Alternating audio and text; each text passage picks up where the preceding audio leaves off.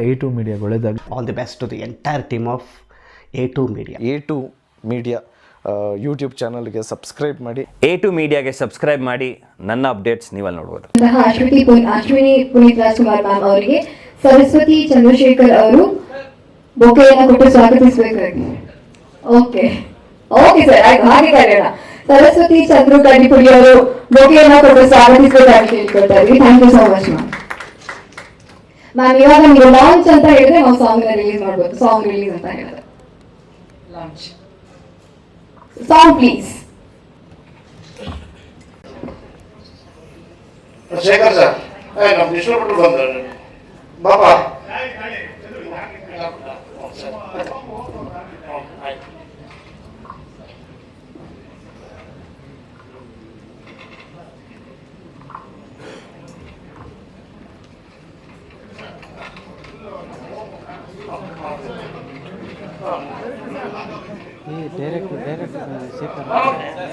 sir